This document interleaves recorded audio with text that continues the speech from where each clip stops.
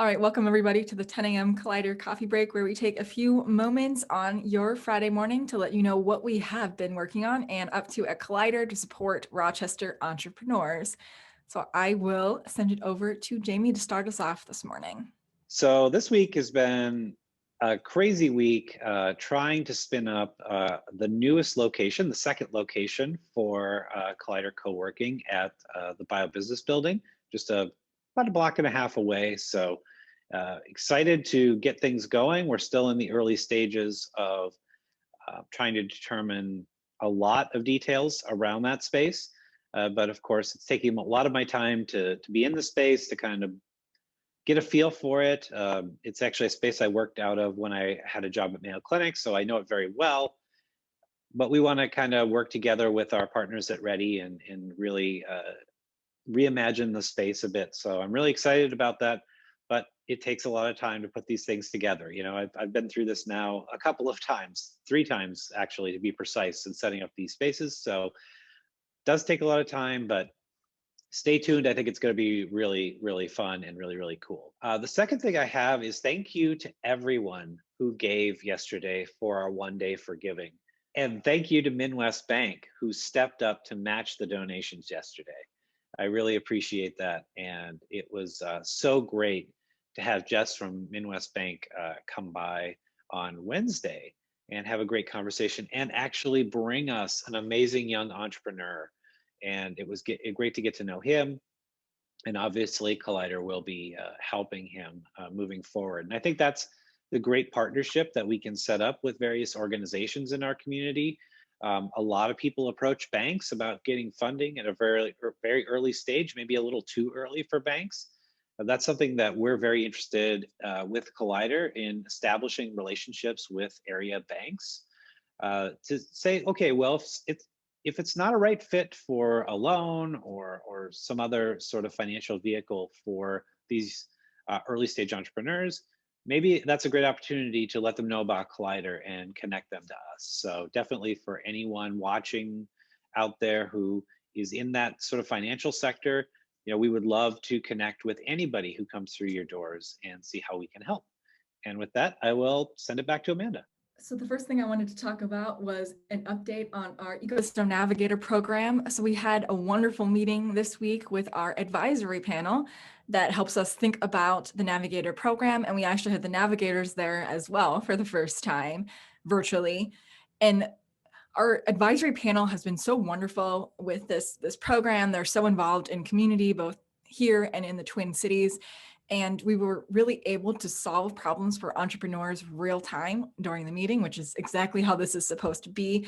So it was just wonderful validation of what we've been working on and what we're trying to do, and that the program is working to remove barriers for entrepreneurs here in the Rochester community. Next, I wanted to talk about Rochester Rising. So this week, we shared the story of Brandon Hendrickson, who is the founder of Science is Weird. So if you've not listened to this podcast yet, you really have to listen in. It was one of the most fun ones I have ever recorded. Brandon is an extremely passionate educator who actually chose to move to Rochester with his family during the pandemic out of communities they were looking at across Minnesota and Wisconsin to be closer to their family in the Midwest, and also to be able to homeschool their kids. They were originally living in the Seattle area, and it just wasn't affordable for them to be able to do that. So they moved to Rochester. Brandon has launched an online education platform called Science is Weird, which has programming both for kids, mainly for kids, and also for adults, really breaking down very complex science questions through riddles and what he calls using the collective throbbing brain of the participants to work towards an answer. So if you have not heard of Science is Weird yet, I encourage you to listen into our latest podcast episode 214, and listen to, or excuse me, read the latest article with Brandon, where it was such a fun conversation and talking about entrepreneurship and what that means and why it's so difficult. So check it out. We'll have the links to those in the show notes as well. And lastly, I wanted to talk about our third peer group that we really haven't talked about too much, the women's peer group. So what is a peer group? It is not a networking group like you might traditionally think. It's more a collection of like-minded individuals, entrepreneurs at really different stages of development of their business. And the goal is to have these entrepreneurs or set this up so they're really helping each other grow, scale, and remove barriers because entrepreneurs know best how to remove barriers. Someone like you who's walked that path knows best how to help you at that time. So that is what this is. It's free. We are working on finalizing our women's cohort for this year by the end of the week. So super excited about that. And we're very grateful to have this peer group financially supported by Smith and Ready. So that is it from me. I will send it to Jamie for final thoughts. So I just want to echo what Amanda said about Brandon. He is a fantastic educator. And, with my Collider executive director hat off and my dad hat on, I'm very fortunate to have my son enrolled in one of his classes. And I hear Brandon's voice on Monday nights and on Wednesday nights when I come home, as my son is participating in his science and his weird course. So very, very unique style and something that my son absolutely gets excited about after every class. So congratulations, Brandon. You're doing a fantastic job with Science is Weird. One of the things that I want to touch on a bit that maybe I haven't done a great job communicating to everybody is, uh, we talked a lot about our Google partnership last week. And what I want to do is just take a second to clarify some misconceptions that I've been hearing.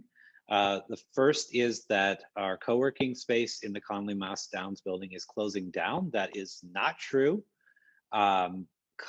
Google will be the biggest tenant of our co-working space here, the sort of Collider Classic, if you will. And that's sort of the agreement that we have right now. You're going to see a lot of you're going to see Collider's sign come off the building and Google's sign come on to replace it. That's not, again, to say that they took our space. There's only spots for about 4 signs on the building right now, and so we volunteered to take our sign off to put Google's sign on because we felt that that was super important for the community. The other thing I want to address is that a lot of people are telling me, oh, you made a ton of money from all of this, and Collider must be swimming in money. And while it's a very fair deal, I think it's a great deal to have Google come into our space.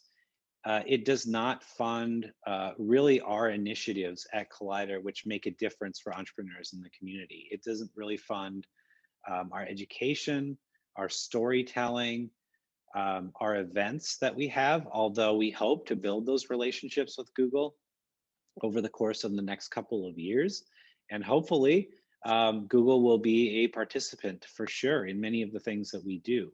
But right now, a lot of those things are going to sunset at a certain time if we can't raise the funds to make them happen. So please understand that, when we're out there trying to do our one day of for giving yesterday and initiatives that we'll start doing around fundraising over the next couple of months, that the money we're raising is actually going to fuel our educational programs. And just wanted to kind of clarify some of that because I've been getting some confusion in emails and social media as people reach out to me and say, why should I donate to Collider because you've got this big thing happening? And I just wanted to try to clarify some of that.